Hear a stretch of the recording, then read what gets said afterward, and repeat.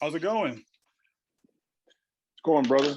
How are you? Oh, not too bad. How's it going with you? It's a beautiful day in Indy. Oh, over in Indy, yeah, it's a little chilly over here in Ohio, but I'm sure you know how that goes over here. So, Still the same. yes, sir. Yeah, still the same. I appreciate you taking time out to do this interview with me. You're one of my favorite broadcasters, have been for a while. So, I just figured I'd reach out to you, give you a shout, and just pick your brain over some stuff real quick. Well, that's cool. Yes, sir. Where you at? I'm in Springfield, Ohio. Springfield. Yeah. Yes, sir. Okay. Yeah. Yep. So yeah, just to start off, actually, I kind of wanted to ask you a little bit about the game the other day. My dad always tells me about your game out at USC in '92. Was it Harold Miner? I wasn't sure who that was, but my dad was kind of getting me hip to him. So tell me about that game. You said it was a great game, even though you guys lost. I'm just curious to hear your take on it. We were on the West Coast. I think we played UC Santa Barbara first, Okay. and then we came and played. Came down and played USC. Okay. Close game, went in overtime. Harold hit a game-winning, kind of almost a game-winning shot. George Raveling was the coach at USC. Okay. So you had who was the black coach, and then our coach Randy Ayers was black, so that made it kind of cool. Yeah. First time kind of really playing in LA in college. And Harold and I knew each other since high school. So Okay. coming down in the same high school class. Man, it was a great game. I mean, the old sports arena, which no longer exists in regards to basketball, but game went back and forth, got it to overtime. I thought it was some questionable calls, of course, during the course of the game, but we was on the road, so Yeah. but it was a great game. I hear that, yeah, because it's even funny. Even outside of my dad, several other people have told me about that game. So I'm just like, for this many people to talk about it this many years later, I think it's pretty incredible. Yeah. No, it was. I mean, we were, I think at that time, top 5 in the country. Yeah. So and Harold was one of the top players in the country. So obviously, it was a great matchup, TV wise and intrigue wise. Yeah. It lived up to it. I can tell you that, except we lost, but it lived up to it. That's good. And it's funny you were saying you guys are number 5 in the country, because I was doing a little bit of homework kind of on your career at OSU, and I saw where your freshman year you guys were 17 and 13, but then your sophomore year you guys made a crazy jump to 27 and 4 to 5 in the country, and then your junior year 26 and 6 to 3 in the country. So kind of talk about some of the things that changed, or some of the things you guys added to your team to make those crazy jumps your last 2 years. Well, I mean, first my freshman year, Randy Ayers had just taken over for Gary Williams, who left. Okay. So it was kind of establishing a whole new era in Ohio State basketball in regards to coaching, philosophy.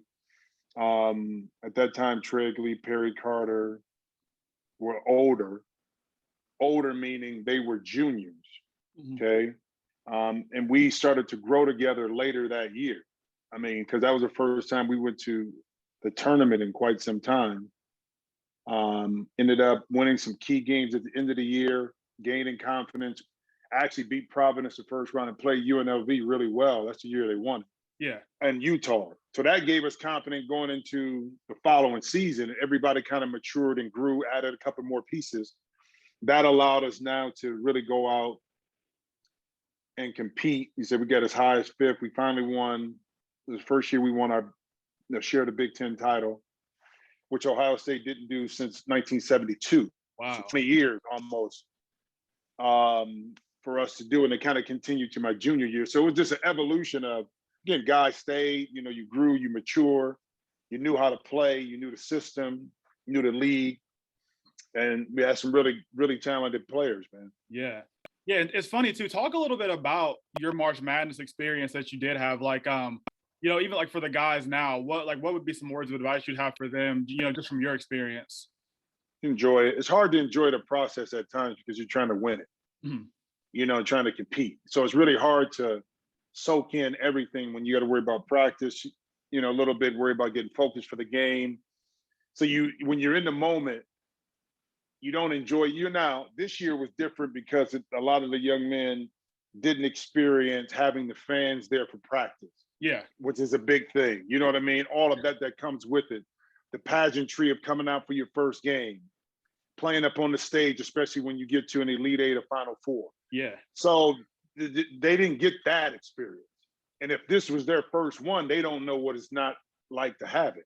Yeah. Because they just saw it on TV. But for those that have been there before, I'm sure it was very different for them because they're used to, the other way. Right. Where, so it's wherever you can, just try to enjoy whatever ounce of the camaraderie you have with your teammates, the experience of playing in the tournament, the experience of the game itself, like the competition side. Exactly. And it's funny too. Talk about the Ohio State-Michigan rivalry in basketball, because I've seen several pictures on your Instagram talking about how you're cool with a lot of the Michigan guys now, like Chris Webber. But talk about, during your playing days, what your relationship was like with them and like what that rivalry was like. I mean, to be honest with you, it really wasn't a rivalry. It's more so in football. Okay. Our school that we competed with for the titles in the Big Ten was Indiana. Okay. Yeah, it wasn't Michigan. Now, when I got there in 89, 90, Michigan just came off winning the championship the year before.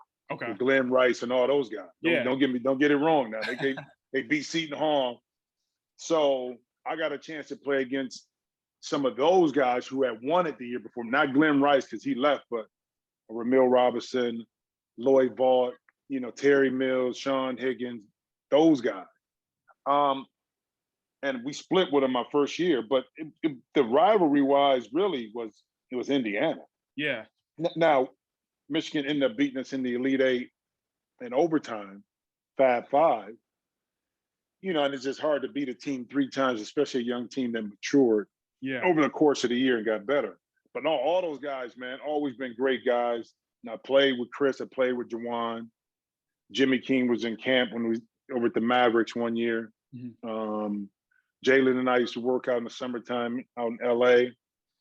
All great. Ray Jackson is my guy, does a lot on the AAU circuit back in Texas. Yeah. So, and even Eric Riley, who played backup centers from Cleveland. Mm-hmm. You know what I mean? So it's just like we developed a friendship over the years, man. Nothing but respect for him. Yeah, that's good. And you talk about the Big Ten kind of too this year. A lot of people thought they were the best conference in college basketball, but then get to the tournament, it's a little different. So kind of talk about, the difference between matchups in the tournament versus, like the Big Ten tournament that was prior to that. Just different, man. Yeah. Matchups are big in college basketball. Look at UCLA. UCLA got matched up probably with the right teams. Mm-hmm. Michigan State really wasn't the Michigan State of old, so UCLA gained confidence in that game. Abilene Christian. Yeah. You know what I mean? Right. So they're even though now they had to play against a tough Michigan and Alabama team. Yeah. But that was on the backside after they won 3 and gained confidence. Right.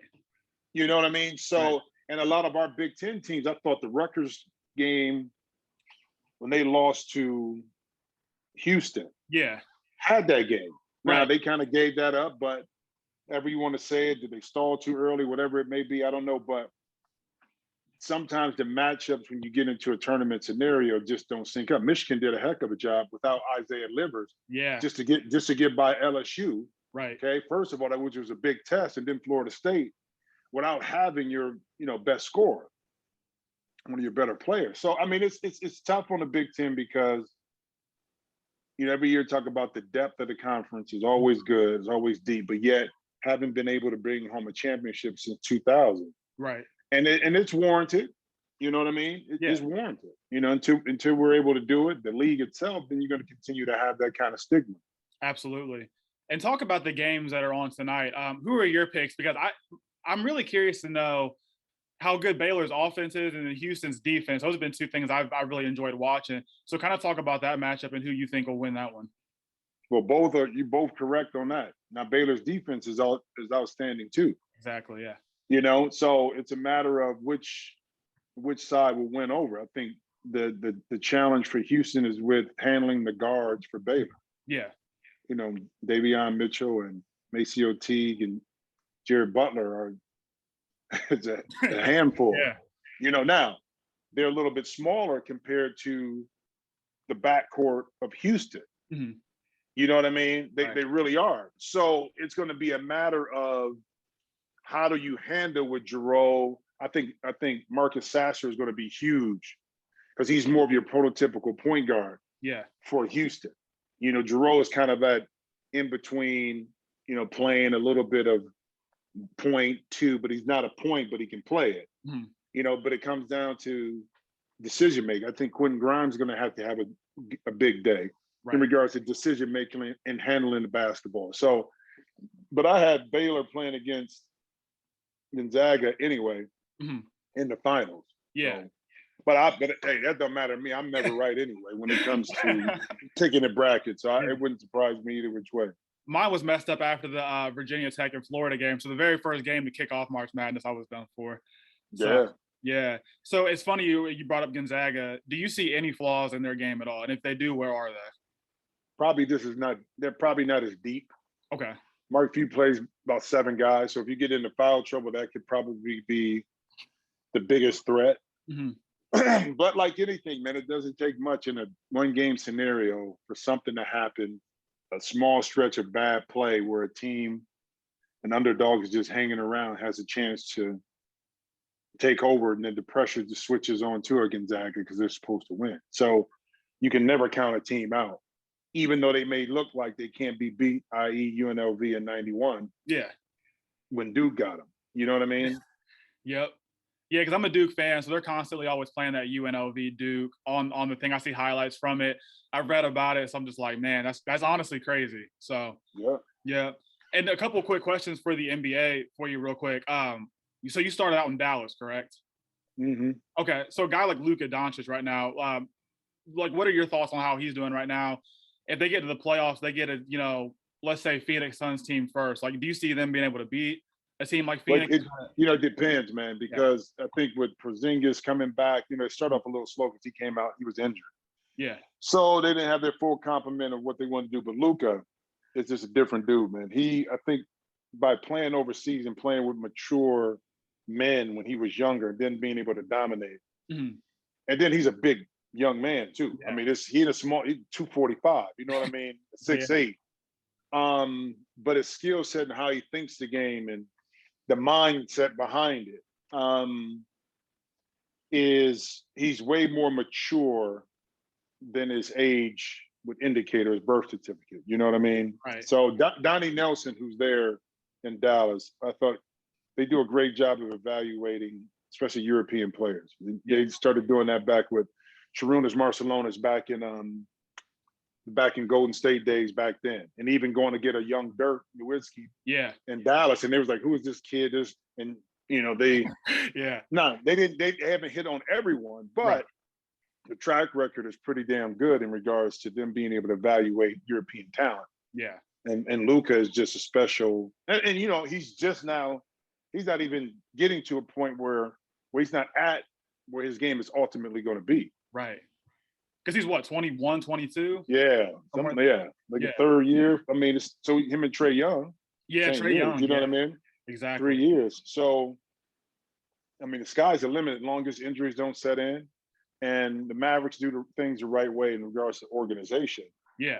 By keeping the right people around them. So, it'd be interesting to see. But again, the playoffs this year is a little bit different just because you have the play-in games. So it depends on, where you land. If you're outside that 6th spot, now you're in the playoff play-in stuff. So that could be a little bit different too. Because you can be a 7th seed. Yeah. And end up going through it and end up playing maybe the 10th seed because of the way it works out. But that 10th seed might be a better matchup or worse matchup for you. Yeah. Did you watch the Golden State Toronto yesterday at all? Well, why? It was a disaster. Exactly. I started it, and by halftime I was done with it. I was like, I'm done with this game. No, I was watching the women's Final Four, and then I was watching some Milwaukee, Portland. Yeah. I was watching some of the women's Final Four last night too, and I was trying to watch Indy and Charlotte, and that's the thing too I'm curious about. When you look at the Eastern Conference, there's about 3 or 4 teams now who are kind of in the playoff mix, haven't been there in a while. You have the Hawks, you're looking at the Hornets. So what are your thoughts on that? Like the Knicks kind of getting in there, mixing things up a little bit. And Toronto's on the outside, the Pacers. Yeah. What do you think about that? the moves that made opening now Charlotte is one that people. Yeah, and again, what question do you pay? You know, Gordon Hayward all that money. Right. You didn't want to pay Kemba long term, Right. but the moves they make now starting to pay off for them. Yeah. Devontae Graham has played great. I mean, in regards to last year, coming in kind of under the radar guy coming from Kansas. So, the back end of the Eastern Conference is going to be interesting. Yeah. Could they pose a threat to the guys up top? No, but they can make it interesting. Yeah. I mean, you would hate to have to play a tough little feisty Charlotte team if you're the 3 seed. Yeah. 2 seed, you know what I mean, down the line. It's because they're going to test you, Yeah. But it's good for the Eastern Conference too, because for so long the West has just been so dominant in regards to the back end of it too, not just at the top. Yeah. Yeah, and it's funny too, looking at the West. I have a couple more questions for you just about the Lakers. So you were a Laker towards the end of your career. So you look at, the culture there, and they're kind of getting back to their winning ways. What have been your thoughts about the Lakers since LeBron's got there? Well, I mean, LeBron track record speak for itself, bro. Yeah. I mean, Cleveland first, Miami, then back to Cleveland, then LA. Yeah. So it's the common denominator is that employee number 23, just what he brings to the table. And people don't truly understand what that means and how hard and difficult that is, not just to win, but win with heavy expectations all the time. Yeah. And culturally, the Lakers had to go through their shifts, once Phil left, and trying to figure out Mike Brown, Mike D'Antoni, if it fit, it didn't, to get back to where they're at right now. Frank Vogel wasn't, the first choice. Yeah. It's a head coach, but it kind of worked out the way they wanted. And now the Lakers put themselves in a position, getting Andre Drummond, to compete again for back-to-back titles, if they're healthy. Yeah. And the guy, Andre Drummond, too, that throwing his name out there, I'm interested. Do you think in the playoffs, his role will change based on the teams they play? So, like, for example, if they're playing Utah, a good defender inside like Gobert, are they going to have him more like rebounder defender instead of scorer? Or if you go against a smaller Portland team inside, do you think he could just like terrorize them? Do you think his role will change based on the series? It may a little bit, but the strength of the Lakers team last year was their ability to protect the paint, whether that was Anthony Davis, JaVale McGee, or Dwight Howard. Yeah. You lost that this year. Right. Okay, so you get a little bit back. I think by limiting Marc Gasol's minutes now, he could be more valuable in the playoff and spot minutes. Okay. Having Drummond, again, help protect the paint, but also be an offensive threat to pick up some fouls on the Gobert. Or if you're playing against Denver against Jokic, because Jokic is going to put up points, bro. Yeah. I don't care what you do.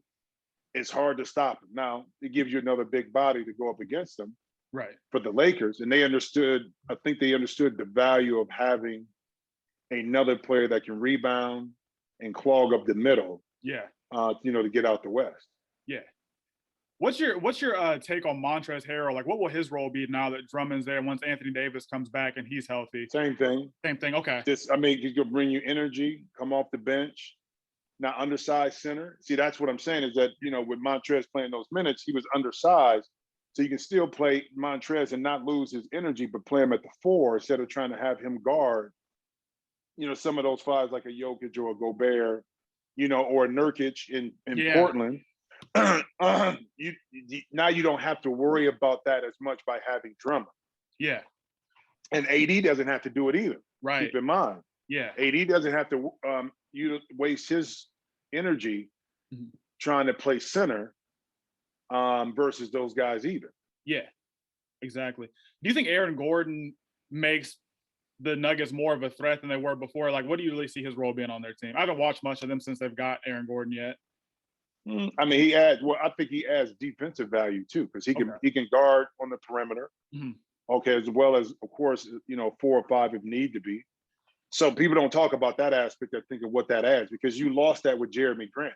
Right. When he left, that versatile swing guy that could guard multiple players, you kind of get that back with some scoring from Aaron Gordon. Yeah. And I think also too, though, I think he'll be,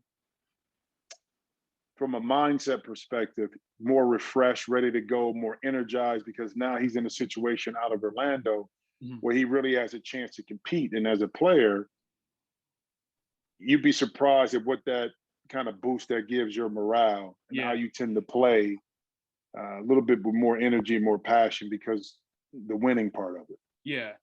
Yeah. And last question for you, real quick. Let's just say we do get the Lakers, Nets in the finals. Lakers full strength, the Nets full strength. Who you taking? Ooh, bro, it's gonna be hard to stop that thing in Brooklyn. Yeah. I mean, it really is, because it's kind of like, now you see the narrative. You add Blake Griffin and DeMarcus Aldridge, but keep in mind, a lot of people thought Blake was done. A lot of people thought that DeMarcus was done. But now all of a sudden they come to Brooklyn. It's like, oh, you got Blake. What you were just saying that these two about done. Yeah. But it just gives you value. Right. Okay. And it's almost just like, you're talking about Joe Harris, who can still shoot the lights out the ball. Yeah. But just like Golden State, when you had the big three there, more than likely, you're not going to have two of the three having a bad night. Right. Maybe one, and that bad night still might be 15. Yeah. Right? Right. So it's going to be hard to stop offensively that. Now, they talked about Brooklyn and their defense, right? And I say this before we leave. The Lakers back in 2000, 2001 were ranked 21st defensive efficiency. Yeah. But they won a championship. You know why? Why? They had Kobe and Shaq. True. So so you can say all you want. Right. It has been done. Now, the numbers prove that you need to play defense. Don't get me wrong. But there is an example of a team that wasn't as good defensively, but because of the two players that led the way, plus their complementary players, it was tough to beat them. Same way with Brooklyn. Yeah. Yeah, absolutely. So I'm wondering if LeBron is able to, let's just say, beat this Brooklyn team, what do you think that does for his legacy? I mean, it's another championship, bro. Okay. I mean, and now you can't say that he didn't play, especially if Brooklyn is healthy. Yeah. Against another top tier team to win, which he did. You know what I mean? Right. He's going to be able to do that. They want to say what they want about last year about the bubble, but I tell you what, I think it was a lot more challenging mentally. They were there beating the Heat. They were there 96 days. Yeah. I was there 15 and felt it. Okay. Yeah. Right. Right. So that was a whole nother challenge within itself that people try to discount. Yeah. Because they want to minimize, the championship and what happened. But of course, you didn't play on the road and things like that. But I think this one, if he could beat whoever, say it's a Brooklyn team, or even if it's a Sixer team, with the components to it, just adds to his legacy even more. Yeah, absolutely.